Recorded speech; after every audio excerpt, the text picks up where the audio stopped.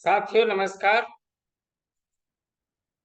Clause wise comparison of ISO 9001 2008, ISO 9001 2014 and ISO 9001 2015 के यानी ISO standard को हम कंपैरिजन कर रहे हैं फॉर द ईयर 2008, 14 और 15। तो आप सबका स्वागत है मेरे इस सेशन में जो क्लॉज वाइज कंपैरिजन हम कर रहे हैं।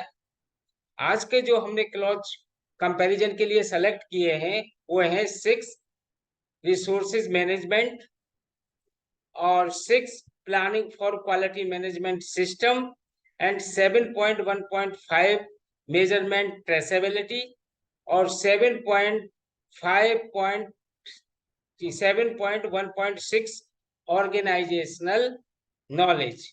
इस पर हम आज डिस्कशन करेंगे। इनका हम 2008, 14 और 15 में क्या सेटिंग हुई है उस चीज को लेकर के हम आपके सामने डिस्कशन करेंगे।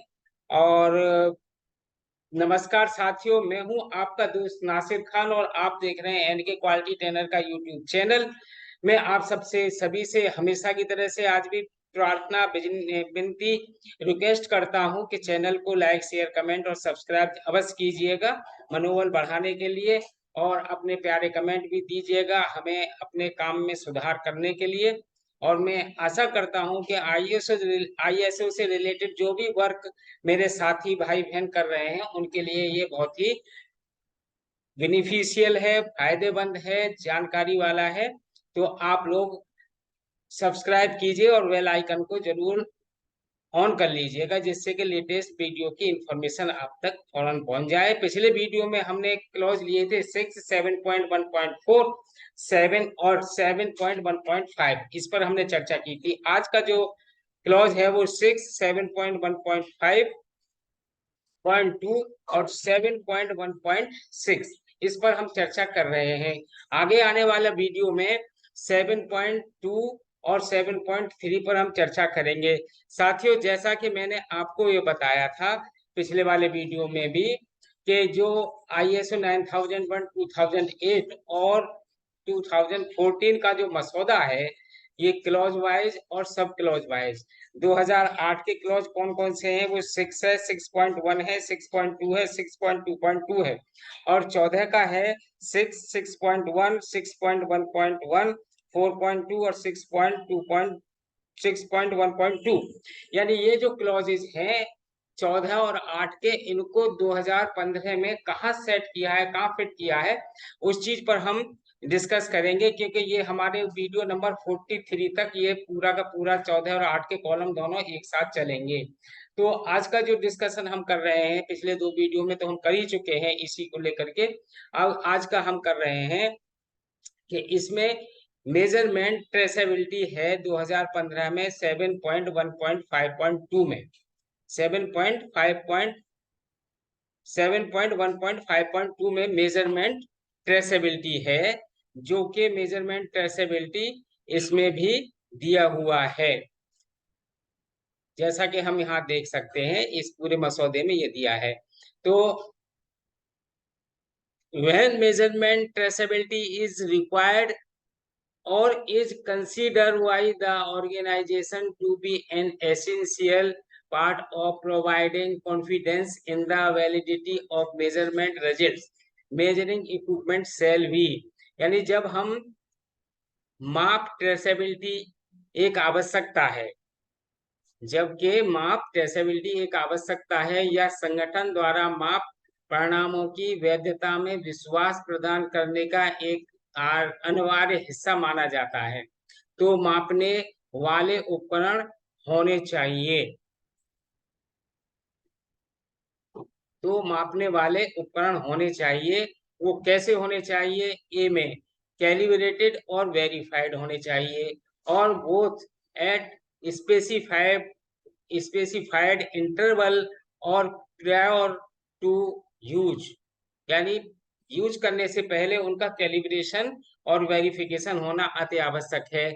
Against measurement standard traceable to international और नेशनल मेजरमेंट स्टैंडर्ड, जो हमारा नेशनल और इंटरनेशनल स्टैंडर्ड उसके अकॉर्डिंग, जैसे NABL है और भी तमाम ऐसी संस्थाएं हैं जो मेजरमेंट स्टैंडर्ड मतलब इसका कैलिब्रेशन करती है इक्विपमेंट का, तो उनसे हमारा ट्रेसेबल होना चाहिए। उनका उनका हमारा जो है कैलिब्रेटेड होना चाहिए। वह When no such standard exists, the basis used to calibration or verification shall be retained as documented information। मतलब ये है कि अंतरराष्ट्रीय या राष्ट्रीय माप मानकों के अनुरूप माप मानकों के विरुद्ध निर्दिष्ट अंतराल पर या उपयोग से पहले कैलिब्रेट या सत्यापित दोनों ही होना आवश्यक है। ऐसे में कोई मानक मौजूद नहीं है तो आंकलन या सत्यापन के लिए उपयोग किए जाने वाले आधार को दस्तावेजी जानकारी के रूप में रखा जाए। बी पॉइंट है identify in order to determine their standard. उनकी स्थिति निर्धारित करने के लिए पहचान की गई है कि नहीं की गई है। Safeguarded from adjustment damage और deterioration that would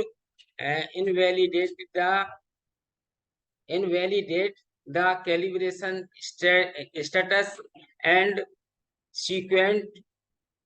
subsequent measurement results. The organization shall determine if the validity of previous measurement result has been adversely affected when measuring equipment is found to be unfit for its intended process and shall take appropriate action as necessary। कहने का मतलब ये है कि समायोजन क्षति या गिरावट से सुरक्षित जो अंशांकन स्थिति और बाद के माप परिणामों को अमान्य कर देगा, संगठन ये निर्धारित करेगा कि क्या पिछले माप परिणामों की वैधता पर प्रतिकूल प्रभाव पड़ रहा है या नहीं। माप उपकरण अपने इच्छित उद्देश्य के लिए अनुपयुक्त पाए जाने पर प्रभावित होगा और आवश्यकता अनुसार उचित कार्रवाई की जाएगी। तो ये चीज जो है पूरा का पूरा ये मसौदा जो दिया है इनमें से ही इसको यहाँ पर सेट किया गया है। अब ये इसके बाद में आता है ऑर्गेनाइजेशनल नॉलेज। ऑर्गेनाइजेशन नॉलेज भी इसमें है जो कि हमने इसमें यहाँ देख करके इसको डिटेल किया है कि ऑर्गेनाइजेशनल नॉलेज 7.1.6 में फिट किया गया है। The organisation shall determine the knowledge necessary for the operation of its processes and to achieve conformity of products and services. The knowledge shall be maintained and be made available to the extent necessary when addressing enhancing needs and trends. The organization shall consider its current knowledge and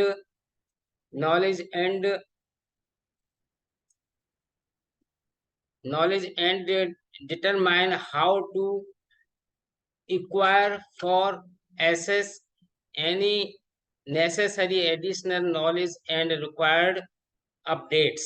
यानी संगठन अपनी प्रक्रियाओं के संचालन और उत्पादों और सेवाओं की अनुरूपता प्राप्त करने के लिए आवश्यक ज्ञान का निर्धारण करेगा। इस ज्ञान को बनाए रखा जाएगा और आवश्यक सीमा तक उपलब्ध कराया जाएगा। बदलती जरूरतों और रुझानों को संबोधित करते समय संगठन अपने वर्तमान स्थान पर विचार करेगा और वह निर्धारित करेगा कि किसी भी आवश्यक अतिरिक्त ज्ञान और आवश्यक अपडेट को कैसे प्राप्त या एक्सचेंज किया जाए। नोट कहता है नंबर 1 के organisational Knowledge is knowledge specific to the organization. It is generally gained by experience. It is information that is used and shared to achieve the organizational objectives. कहने का मतलब ये है कि संगठनात्मक ज्ञान संगठन के लिए विशेष ज्ञान है। ये आमतौर पर अनुभव से प्राप्त किया जा सकता है। ये वह जानकारी है जिसका उपयोग संगठन के उद्देश्यों को प्राप्त करने के लिए किया जाता है और साझा भी किया जाता है। नोट नंबर 2 कहता है कि organisational knowledge can be based on the, क्या क्या है वो, number 1 internal sources, that is intellectual property, knowledge gained from experience, lessons learned from failure and successful projects, capturing and sharing undocumented knowledge and experience, the results of improvements in processes, products and services। यानी आंतरिक स्रोत, उदाहरण के लिए हम कह सकते हैं कि अनुभव से प्राप्त ज्ञान, विफलताओं और सफल परियोजनाओं से सीखे गए सबक, अप्रियलिखित ज्ञान और अनुभव को पकड़ना और साझा करना, प्रक्रियाओं, उत्पादों और सेवाओं में सुधार के परिणाम। बी पॉइंट कहता है कि external sources, that is trends, that is standards, a academic confidence, gathering knowledge from customer और external provider। यहाँ पर हम ये बता देना चाहते हैं कि बाहरी स्रोत जैसे मानक, एक शिक्षाविद, सम्मेलन, ग्राहकों या बाहरी प्रदाताओं से ज्ञान प्राप्त करना। तो साथियों, ये थी हमारी आज की कंपैरिजन जो हम 2008 और 14 के वर्सेस में 15 में सेट किए गए स्टैंडर्ड्स को बताना चाह रहे थे, जिसमें कि आज का जो था एक तो ऑर्गेनाइजेशनल नॉलेज पर टॉपिक था और जो पिछला वाला वो था मेजरमेंट ट्रेसेबिलिटी। तो ये दोनों हमारे 2008 और 14 में क्लॉज नंबर 6 में थे, लेकिन यहाँ पर ये 7 में आ गए हैं। मैं आपका आभार व्यक्त करता हूँ। Thank you for watching the video. और आगे हम जो चर्चा करेंगे वो क्लॉज नंबर 6, 7.14, 7.1.4 एंड 7.1.5 पर चर्चा करेंगे। और धन्यवाद आपके लिए। बने रहिए यानी कि क्वालिटी ट्रेनर के यूट्यूब चैनल के साथ। आप अपना रखिए ख्याल। मैं आपसे अब विदा लेता हूं, अगले वीडियो तक मिलता हूं नेक्स्ट वीडियो में। नमस्कार, जय हिंद, जय भारत। चैनल को लाइक, शेयर, कमेंट, सब्सक्राइब करना ना भूलिएगा और अपने प्यारे प्यारे कमेंट्स जरूर दीजिएगा हमारा मनोबल बढ़ाने के लिए और काम को अच्छा इम्प्रूवमेंट करने के लिए। धन्यवाद, थैंक यू सो मच। जय हिंद, जय भारत, गुड नाइट।